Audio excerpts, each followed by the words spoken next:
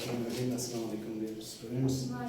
आज हम ओलाइगोसेक्राइड्स को पढ़ेंगे, लेकिन उससे पहले एक सवाल है कि जो रिंग बनता है मोनोसेक्राइड को हमने डिस्कस किया था कि रिंग के रूप में फॉर्म में होता है और चेन की फॉर्म में।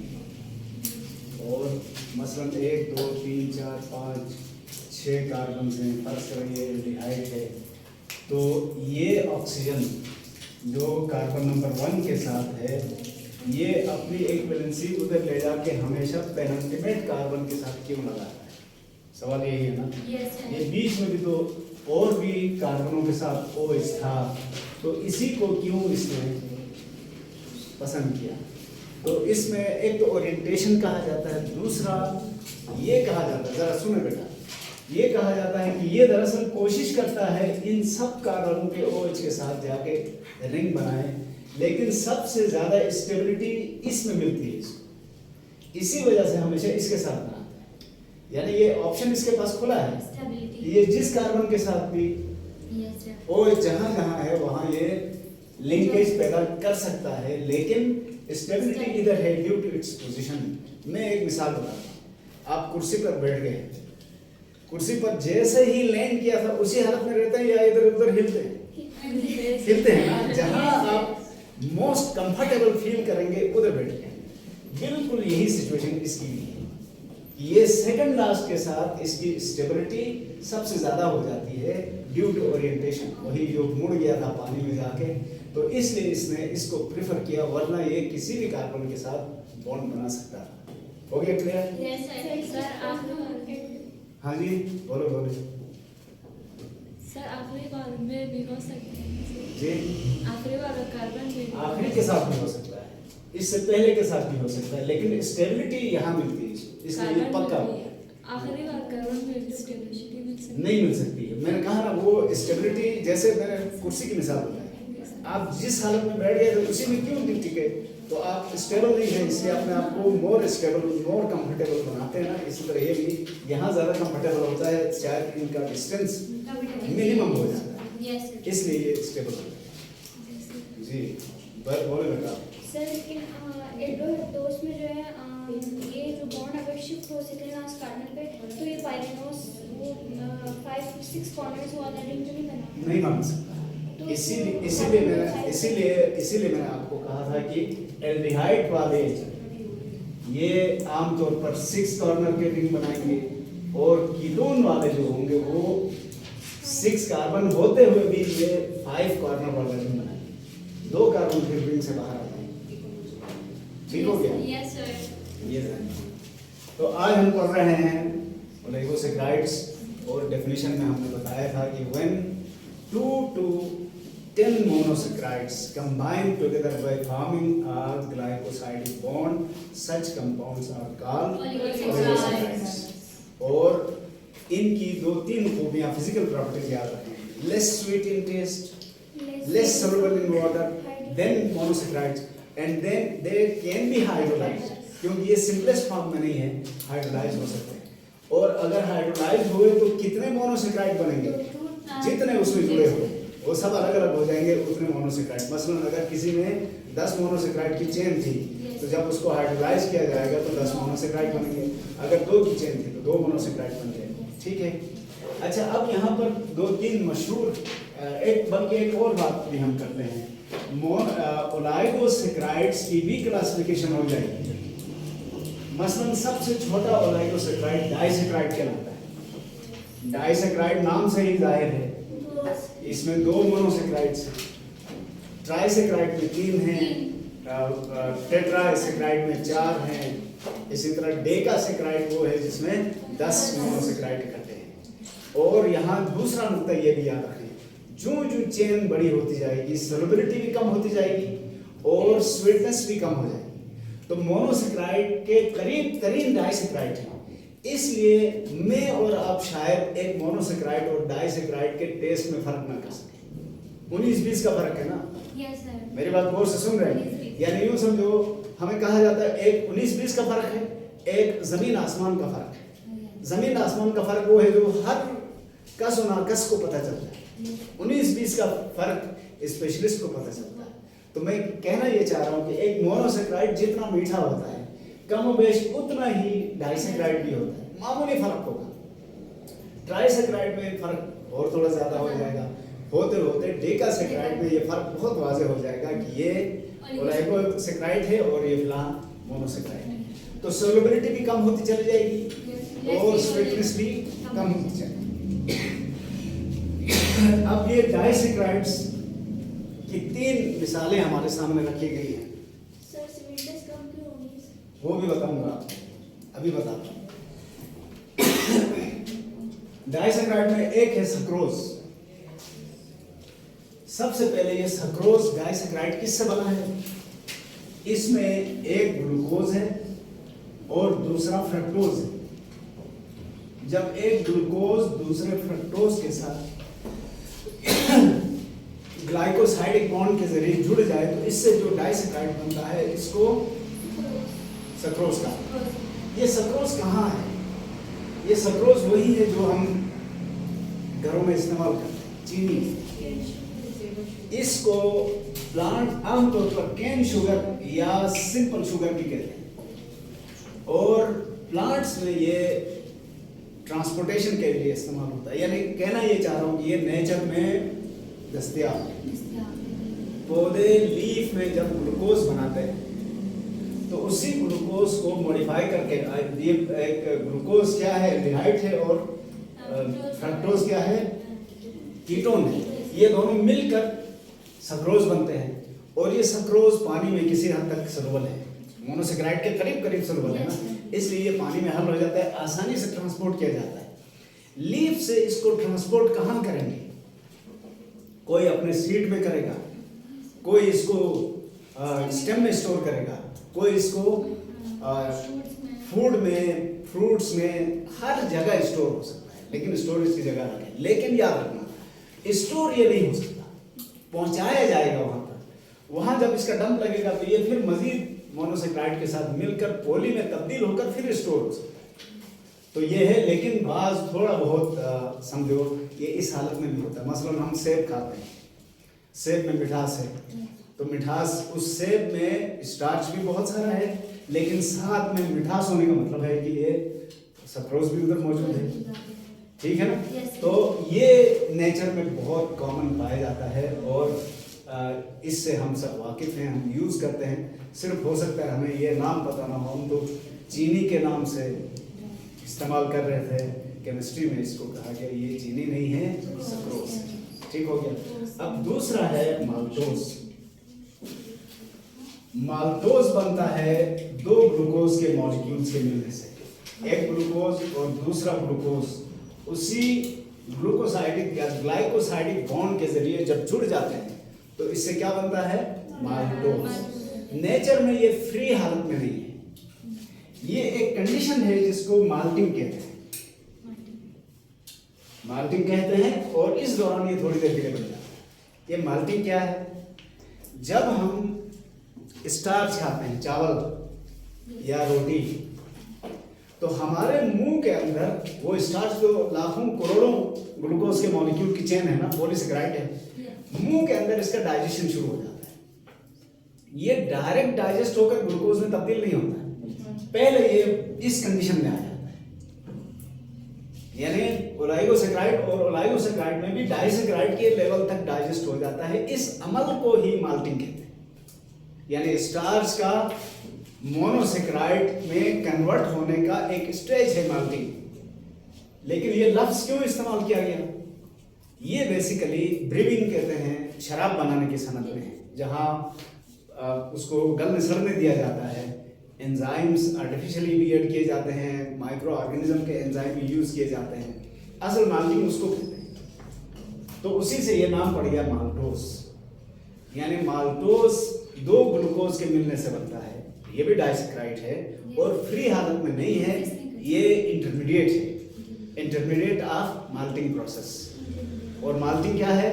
कन्वर्जन ऑफ स्टार्च और पॉलीसेकेराइड इनटू मोनोसेकेराइड, उसमें तब्दील होने का ये मरहला है। इसके बाद हमारे पास आता है लैक्टोज। लैक्टोज एक ग्लूकोज और एक ग्लैक्टोज के मिलने से बनता है। तो ये भी मशहूर डाइसेक्राइड है और ये पाया जाता है दूध में। दूध में ये पाया जाता है, इसीलिए बच्चों के दूध का नाम क्या रखा गया है? लैक्टोजिन। तो lactose actually means the sugar, the disaccharide found in milk. आप पढ़ेंगे तो बुक में इसके रेशोज भी दी गई है। मसलन गोट या बकरी के दूध में ये तकरीबन 3 से 4% तक होता है। काऊ में ये 5 to 6 या 4 to 6% होता है और ह्यूमन के अंदर ये 5 to 8% पाया जाता है, 6 to 8%। तो इसका मतलब ये हुआ कि जिस दूध में ये ज्यादा होगा वो दूध ज्यादा मीठा होगा। दूध में हल्की सी मिठास होती है, मामूली सी, वो मिठास इसी की वजह से। तो इसका मतलब ये हुआ कि नेचुरल कंडीशन में कौन सा डाइसेक्राइड था? सक्रोज भी था, लैक्टोज भी था, माल्टोज फ्री हालत में नहीं था, माल्टोज इंटरमीडिएट था। ठीक हो गया? अब मैं बुक की तरतीब फॉलो कर रहा हूं। तो बुक में अब जो डिस्कशन है वो है ग्लाइकोसाइडिक बॉन्ड। ग्लाइकोसाइडिक बॉन्ड ये नाम क्यों रखा गया? मैंने हालांकि कल आपको शायद जिक्र किया है इसका। ये अगर ऑक्सीजन की दोनों तरफ कोई और चीज हो तो ऐसे बॉन्ड को तो आमतौर पर क्या कहते हैं? ईस्टर बॉन्ड है। तो ये ईस्टर बॉन्ड, लेकिन कार्बोहाइड्रेट में इसको ग्लाइकोसाइडिक बॉन्ड कहा गया। उसकी वजह ये है रिंग शेप में, जरा तवज्जो से सुने मैं क्या कहता हूं, चेन नहीं, रिंग शेप में जब मोनोसेक्राइड्स आपस में मिलते हैं तो इसमें जो बॉन्ड बनता है, बॉन्ड्स को छोड़े पहले, ऐसे जुड़े हुए रिंग शेप के मोनोसेक्राइड्स को ग्लाइकोसाइड्स कहा जाता है। ये एक जनरल टर्म इस्तेमाल हुई है, देसी टर्म कह सकते हैं आप इसको। यानी जब 2 या 2 से ज्यादा रिंग फॉर्म के मोनोसेक्राइड आपस में जुड़े हुए हो तो उनको क्या कहते हैं? ग्लाइकोसाइड्स। तो ग्लाइकोसाइड का जो बॉन्ड होगा उसको क्या कहेंगे? अब ग्लाइकोसाइडिक बॉन्ड कहेंगे। तो ये नाम क्यों चेंज हो गया, समझ में आ गया ना? मैं रिपीट कर रहा हूं कि रिंग शेप में जब मोनोसेक्राइड्स आपस में मिलते हैं तो अब उनको जनरली एक नाम दिया जाता है ग्लाइकोसाइड्स, और उन ग्लाइकोसाइड्स के दरमियान का जो बॉन्ड है उसको कहा जाता है ग्लाइकोसाइडिक बॉन्ड या ग्लाइकोसाइडिक लिंकेज। तो कार्बोहाइड्रेट में जो भी बॉन्ड पाया जाता है ओलाइगो और पॉलीसेक्राइड में, उसको ग्लाइकोसाइडिक बॉन्ड कहते हैं। ये बॉन्ड कैसे बनता है? एक मोनोसेक्राइड के किसी कार्बन पर मौजूद OH दूसरे मोनोसेक्राइड के किसी और कार्बन पर मौजूद H आपस में मिलते हैं। बल्कि कल भी हमने शायद इसका जिक्र किया है हल्का फुल्का। आप इसको ऐसे देख लें, मसलन ये 2 ग्लूकोज हैं और ये दोनों अपने अपने तौर पर है। ये ऑक्सीजन है, कार्बन नंबर 1 है, 2 है, 3 है, 4 है। इसमें ये ऑक्सीजन है, ये कार्बन नंबर 1 है। इधर भी OH लगा हुआ है, इसके साथ भी OH लगा हुआ है। एंजाइम की मदद से एक OH देगा और दूसरा H देगा। ये कौन देगा ये कंफर्म नहीं है, लेकिन फिर भी कहा जाता है आमतौर पर जो कार्बन नंबर 1 वाला है, कार्बन नंबर 1 की पोजीशन पर जो है या 1 की पोजीशन पर जो कार्बन है वो OH देता है, दूसरा H देता है, और दोनों से मिलकर क्या बनता है? H2O। H2O अगर कहीं से ऐसे निकल जाए तो ऐसे रिएक्शन को क्या कहते हैं? कंडेंसेशन कहते हैं। H2O निकलने के बाद यहाँ पर क्या बचा? O बचा, और ये O दोनों में मुश्तरक होगा। ये बॉन्ड बेसिकली इस तरह से है, लेकिन इस तरह भी दिखाते हैं, कभी टेढ़ा मेढ़ा करे तो परेशान नहीं होना, वो कोई हैसियत नहीं रखता है।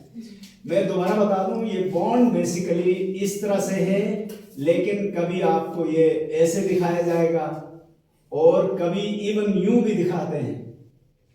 तो इससे आपने परेशान नहीं होना, इनकी कोई हैसियत नहीं है, नक्श निगार है सिर्फ, ठीक है ना? असल बॉन्ड ये है। तो वो बॉन्ड जो ग्लाइकोसाइड्स के दरमियान पाया जाता है उसको ग्लाइकोसाइडिक बॉन्ड कहते हैं। और ग्लाइकोसाइड्स क्या है?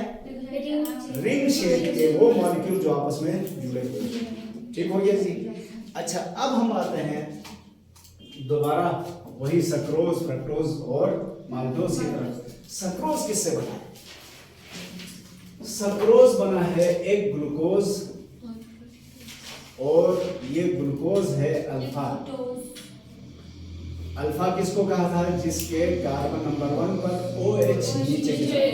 बाकी पूरा झंझट होगा, इसलिए मैं सिर्फ ये रिएक्टिव जो फंक्शन ग्रुप है वो दिखाता। दूसरा है फ्रक्टोज। अब आप खुद सोचें, ये दोनों एक दूसरे के आइसोमर्स हैं, लेकिन रिंग में फर्क क्यों है? ये कीटोनिक फॉर्म है, ये एल्डिहाइड फॉर्म। इसके कार्बन नंबर 1 को भी रिंग से बाहर रखा गया है, 2 रिंग के अंदर है, 3 भी रिंग के अंदर है, 4 भी और 5 भी, 6 रिंग भी इसका बाहर है। तो होगा क्या? एक का कार्बन नंबर 1 और दूसरे के कार्बन नंबर 5 के दरमियान ये रिएक्शन हो जाएगा, और इस रिएक्शन में फिर ग्लाइकोसाइडिक इस तरह से बॉन्ड बन जाएगा। बॉन्ड बनने के बाद अब ये क्या बन गया? डाइसैकराइड बन गया, और ये एक नई शक्ल में आ गया, तो अब इसको ओलिगोसैकराइड भी कहेंगे। ठीक हो गया ना? तो ये जो बॉन्ड था इसको कहेंगे ग्लाइकोसाइडिक बॉन्ड, और लिखेंगे किस तरह से? 1,5 या 1,4, अगर किसी के दरमियान 1,4 भी हो तो एक का कार्बन नंबर 1 दूसरे का 4 हो तो 1,4 या 1,5 ग्लाइकोसाइडिक बॉन्ड कहेंगे। और अगर अल्फा बीटा का भी शर्त हो तो आप अल्फा भी लिख सकते हैं। दोनों अल्फा हो तो एक अल्फा लिखेंगे तो काफी है। अगर एक अल्फा हो एक बीटा हो तो फिर अल्फा बीटा लिखेंगे। ठीक हो गया? वाज़ेह हो जाएगा इससे ये क्या कहा जाता है। तो ये हो गया जी हमारा कौन सा? सक्रोज। सक्रोज को बहुत सारे लोग सुक्रोज पढ़ते हैं, आपकी मर्जी है जिसको जो पढ़ना। अच्छा, अब बारी है माल्टोज की। तो ये है हमारा ग्लूकोज, और दूसरा भी ग्लूकोज है। ऑक्सीजन कार्बन 1 2 3 4 और ये 5, ऑक्सीजन कार्बन नंबर 1 2 3 4 5 और ये 6, 1 2 3 4 5 और ये 6 इधर है, 6 इधर। इसका कार्बन नंबर 1 और इसका कार्बन नंबर 4 इस दफा 1 और 4 बॉन्ड बनाएंगे। जब ये 1 और 4 के दरमियान बॉन्ड बनेगा तो हम इसका नाम क्या रखेंगे? 1,4 ग्लाइकोसाइडिक बॉन्ड। और अब जरा फार्मूले पर गौर करें। C12 H22 O11 हो गया ना बेटा? अच्छा, ये डाइसैकराइड का जनरल फार्मूला है, और जो चेन बढ़ती जाएगी O और H की तादाद में कमी होती जाएगी। और जो बेटा आपका सवाल था कि इनमें मिठास क्यों कम हो गई, तो ये उसकी वजह ये है।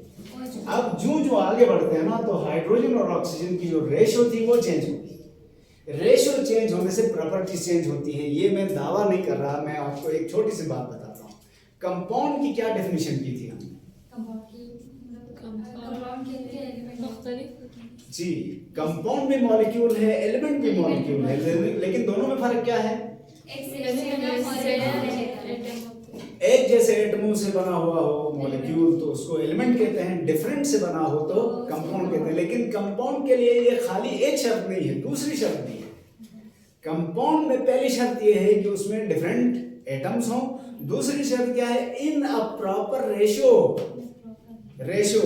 मसलन आपको बता दूं, अगर CO हो तो इसको हम क्या पढ़ते हैं? कार्बन मोनोऑक्साइड कहते हैं। और अगर CO2 हो तो क्या पढ़ते हैं? Carbon dioxide. इसकी खुसूसियात और इसकी खुसूसियात एक जैसे हो सकती है? नहीं है। क्यों? कंपोजिशन तो सेम है लेकिन रेशियो डिफरेंट है। इसकी एक और मिसाल बताता हूँ बेटा। O2 हम ऑक्सीजन को कहते हैं, ये वो ऑक्सीजन है जिससे हम सांस लेते हैं। ये ना हो तो हम मर जाए। लेकिन अगर ये O3 हो जाए, ओजोन है, ये ओजोन हमारे लिए जहर है, पॉइजन है। तो आपने देखा रेशियो से कितनी प्रॉपर्टीज में फर्क पड़ता है। तो अब जो मोनोसेक्राइड मीठे थे, ओलाइगो और पोली कम मीठे या मीठे खत्म हो गए थे, तो वजह क्या हुई? वहां रेशियो में फर्क आया। और साथ में OH की भी कमी होती गई, क्योंकि अगर आपको याद हो तो हमने बताया था मोनोसेक्राइड इसलिए मीठे हैं कि उनमें जितने OH ग्रुप हैं वो हमारे टेस्ट बड्स को एक्टिवेट करते हैं। तो जो जो ये रिएक्शन होता है ना, OH की तादाद भी कम होती चली जाती है, लिहाजा मिठास खत्म। ठीक हो गया बेटा? इसी तरह आखिरी है हमारे पास लेक्टोज। लेक्टोज बनता था एक ग्लूकोज और एक ग्लेक्टोज के दरमियान। ये ग्लूकोज है और ये लेक्टोज ग्लेक्टोज। तवज्जो, ग्लूकोज और ग्लेक्टोज दोनों एल्डिहाइड्स हैं, दोनों एल्डिहाइड्स हैं, लेकिन OH की तरतीब में फर्क है।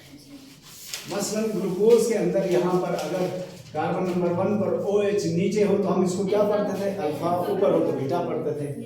इस ग्लूकोज में ये कार्बन नंबर 1, 2, 3, 4 पर भी OH नीचे होता है, जबकि ग्लेक्टोज में कार्बन नंबर 4 पर OH ऊपर होता है।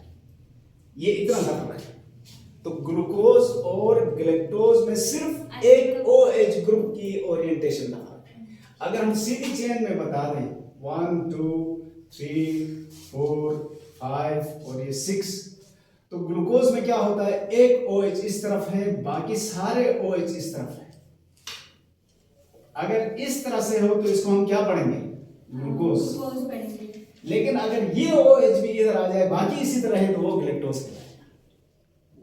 यानी दोनों एल्डिहाइड हैं। यहाँ तो एल्डिहाइड ग्रुप है ना, डबल बॉन्ड O और H, ये एल्डिहाइड। ग्लूकोज भी है, ग्लेक्टोज भी है। फर्क क्या है, ग्लूकोज में सिर्फ एक OH कार्बन नंबर 2 वाला उस तरफ है, ग्लेक्टोज में कार्बन नंबर 3 वाला भी इस तरफ है। तो ये स्टेरियो आइसोमर्स हैं।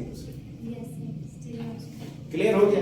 तो जब एक ग्लूकोज और एक ग्लेक्टोज एक का कार्बन नंबर 1 दूसरे के कार्बन नंबर 5 के साथ रिएक्ट करे और ग्लाइकोसाइडिक बॉन्ड बनाए, तो इन दोनों के इज्तिमा को क्या कहेंगे, ग्लेक्टोज कहेंगे। लेक्टोज। ठीक हो गया? अच्छा, ये इसमें भी मैं कंफ्यूज हो जाता था अक्सर स्टूडेंट लाइफ में। ग्लूकोज, ग्लेक्टोज और लेक्टोज में से बड़ा कौन है?